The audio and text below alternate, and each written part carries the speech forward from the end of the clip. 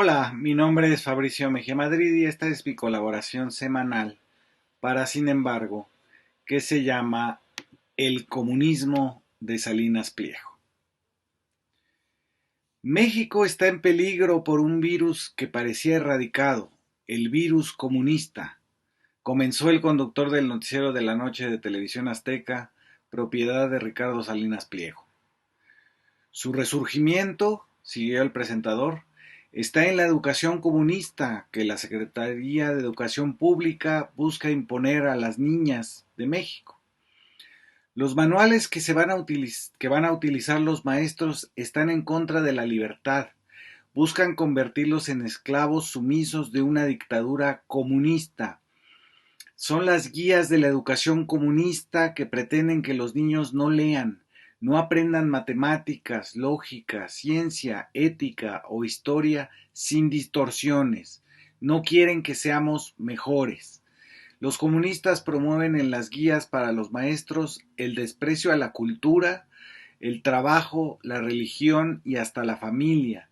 Se sienten empoderados y buscan generar violencia y resentimiento entre los mexicanos. Buscan acabar con México como lo conocemos y condenarlo a la pobreza, mediocridad y al odio. La nueva escuela mexicana quiere terminar con lo mejor de la cultura mexicana. Así de terrorífico. Al día siguiente, una conductora, Baitiare Mateos, y dos personajes a quienes no se les puso su nombre en la pantalla, hicieron eco de su propio noticiero de la noche en TV Azteca. Ella, con voz chillante de indignación, acusó a los libros de separar, radicalizar y dividir. Su prueba fue menos estridente que su voz, y es que se quejó de que se le llamaba castellano a lo que para ella fue, es y será el idioma español. El otro acompañante extrajo de la superficie de una mesa sin asientos uno de los libros y enseñó a la cámara unos post-its amarillos de los que se usan para recados en el refrigerador y aseguró, porque miren que los hemos estudiado. El hombre pasó entonces a denunciar que en un libro de primaria se use la palabra plenaria en lugar de salón de clases y dijo, sin miedo a la pérdida momentánea de la irrigación cerebral, la palabra plenaria es total, es decir, totalitaria, de un solo bloque, de un solo gobierno único. Lo que siguió fue una explosión de memes burlándose del comunismo de los libros, comentarios que celebraron que los conductores de TV Azteca al fin hayan leído un libro, aunque fuera de primaria, y se les recordó sus campañas como la del chupacabras o contra la estrategia para aplanar la curva de contagios durante la pandemia de 2020. Pero lo que me interesó fue la peculiar idea del comunismo publicitada desde una de las dos televisoras que monopolizan las concesiones públicas. De eso se trata esta columna, de a qué podríamos llamar el comunismo en Ricardo Salinas Pliego. Para empezar, hay que recordar que el primo del patrón de Electra, Roberto Salinas León, dirige la sección de América Latina del Atlas Network, una organización de los Estados Unidos que interviene directamente en 98 países para moldear políticas públicas neoliberales. Con un presupuesto anual de 910 millones de dólares, está financiada por la farmacéutica Pfizer, las petroleras Shell y Exxon, la cigarrera Philip Morris y Procter & Gamble. Ha impulsado a candidatos a la presidencia de nuestros países, como Jair Bolsonaro en Brasil, Guillermo Lasso en Ecuador o Javier Milei en Argentina. La red Atlas es también quien patrocina la Cátedra Vargas Llosa, que da diversos premios durante las ferias del libro de Guadalajara, como la recientemente otorgada a un reportero que hizo una biografía de Carlos Marín, de Grupo Milenio. La Fundación Salinas Pliego, existe eso, hay una Fundación Salinas Pliego que es socia de Atlas y de algo llamado la Universidad de la Libertad, que prometen desarrollar el cine para promover el neoliberalismo, un programa llamado Luces, cámara, libertad. Ahora entremos al comunismo, de esta ultraderecha de la élite económica. Es curioso que sean 2 libros censurados los que se usen de base para justificar estas posturas políticas que, para decirlo en una frase, buscan la inmovilidad del estado de cosas. Así, los ricos lo son porque lo merecen y los pobres lo son por indolentes. Son 2 libros.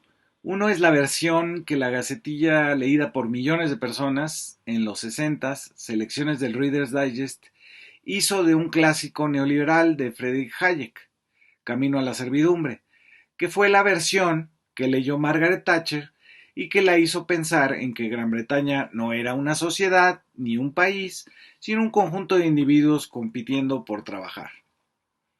En esa síntesis del libro, del Selecciones, sus patrocinadores de la época, DuPont y General Electric, le quitaron páginas, así como propuso Marco Cortés recientemente, el presidente de Acción Nacional, con los libros de texto gratuitos para primaria.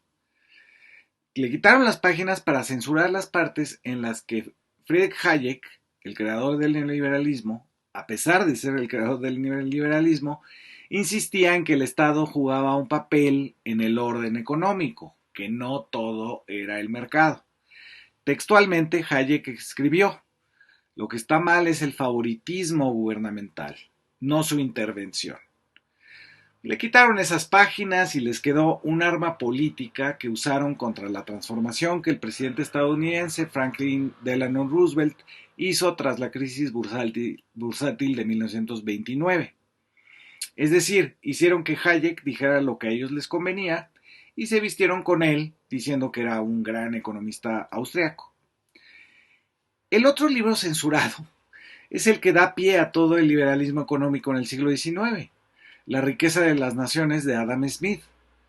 La edición norteamericana la tasajeó un alumno de Milton Friedman, el de los Chicago Boys durante la dictadura de Pinochet, llamado George Stigler.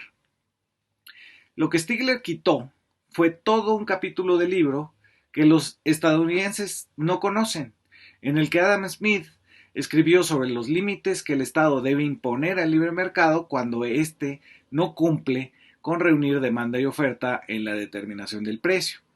El capítulo 2 del libro 2, donde habla de los riesgos de no controlar a los bancos, para Stigler no merecía la pena estar en su versión neoliberal del liberalismo clásico. Así, las ideas libertarias parten de 2 visiones, la de Smith y la de Hayek, que son libros sin capítulos enteros. El neoliberalismo está fundado sobre 3 ideas que confunden 2 términos distintos. 1. Intervención del gobierno confundida con planeación de la economía al estilo soviético. 2. Libertad corporativa con libertad personal. Y enredan la desigualdad social con las diferencias entre las personas. Así de estúpidas son estas confusiones, pero le funcionan al Atlas Network y a Fuerza Informativa Azteca. Empecemos por el primero. Decir que cualquier intervención del gobierno en la economía es igual a la planificación quinquenal de Stalin en la Unión Soviética de los años 30 del siglo XX es un disparate. En el socialismo de Stalin, el de un solo país y no el internacionalista de Lenin, el Comité Central del Partido Comunista asignaba recursos a ciertas áreas de la economía sin pasar por el mercado. Así, expolió a los campesinos para financiar la industria del acero y las manufacturas de autos, tractores y cohetes espaciales.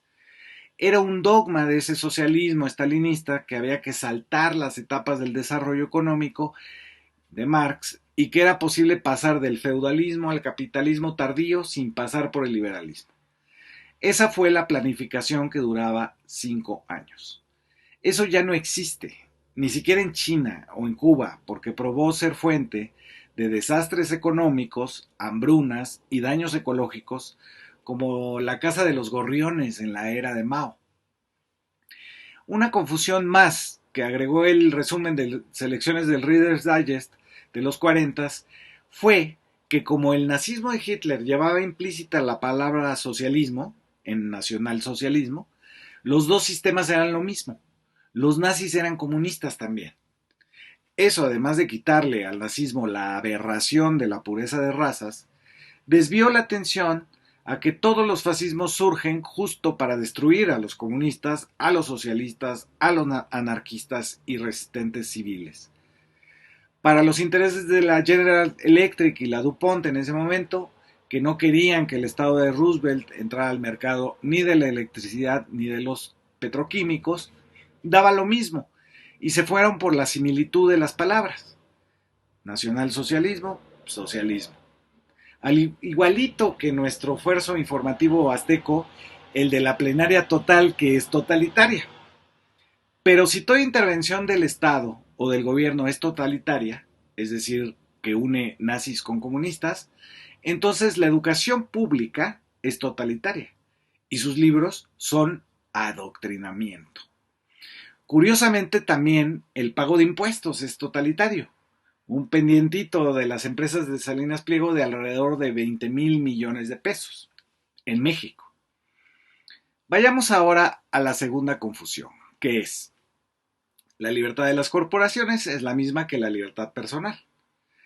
Lo primero que necesitamos advertir es que hay dos palabras en inglés para libertad: liberty y freedom.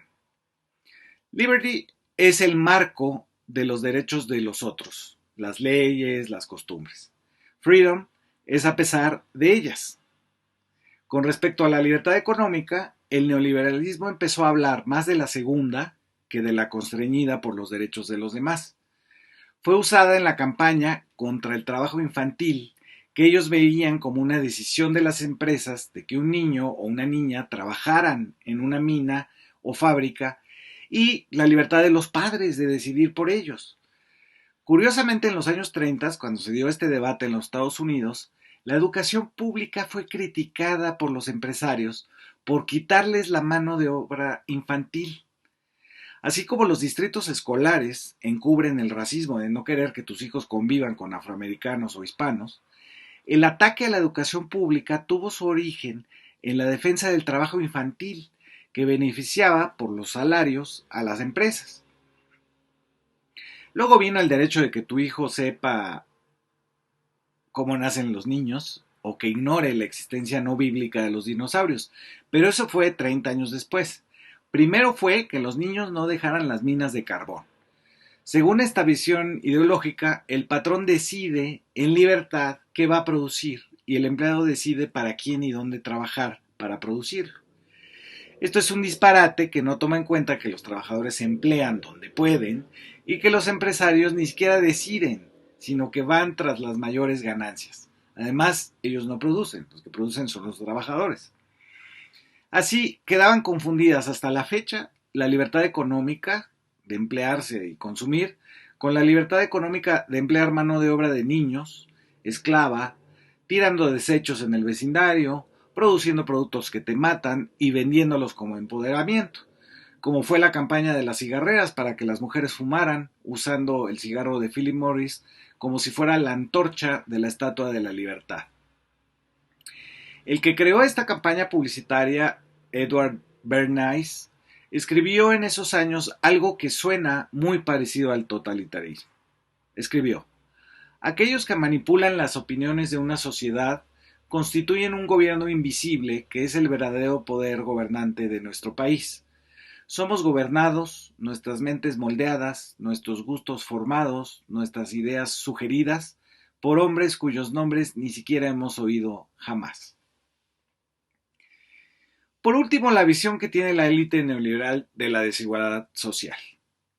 Su alianza con grupos evangélicos se explica por este tema. Los cristianos de Trump o de Bolsonaro creen que la desigualdad se debe a un designio de Dios y que intervenirla es una coerción del Estado a la que tiene una razón en nuestra pluralidad de capacidades y talentos. Sin contextos sociales, geográficos, étnicos o genéricos, idealiza a un superhombre que no le responde a nadie más que a sí mismo, que no se sujeta a la sociedad de la que es parte, que puede ser el cowboy armado o el evasor fiscal.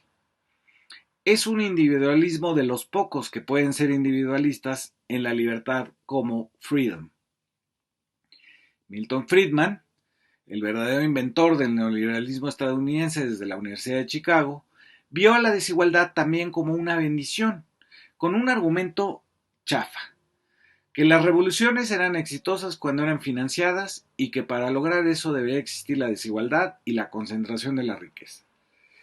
Pero Friedman fue mucho más lejos. Estableció que los mercados eran el gobierno. Los mercados crean opciones, escribió, mientras que los gobiernos las destruyen. Lo escribió en Capitalismo y Libertad. Ronald Reagan llegó a decir lo mismo. El gobierno no debe resolver el problema es el gobierno. Friedman nunca pudo probar en la realidad económica que si desaparecían las regulaciones a las que está obligado un Estado electo con respecto a las empresas, se amplían las libertades y no al revés, que la distribución de recursos y poder se volvía cada vez más ingobernable. Cuando en la Sudáfrica de 1972 le preguntaron a Milton Friedman si estaba en contra del apartheid que mantenía a los negros sin derechos humanos, él les pidió que no pensaran ya en política y comerciaran más. Por todos estos disparates es que Salinas Pliego se lanzó contra los libros de texto gratuitos desde su televisora concesionada. La élite ya lo había hecho en 1988, en una entrevista en Proceso, cuando Claudio X González Laporte, el papá del patrón del PRIAN, dijo que era comunista que enseñaran a los niños a hacer huertos escolares. Así se las gastan los señores del dinero y así nos las siguen debiendo. Muchas gracias por escuchar.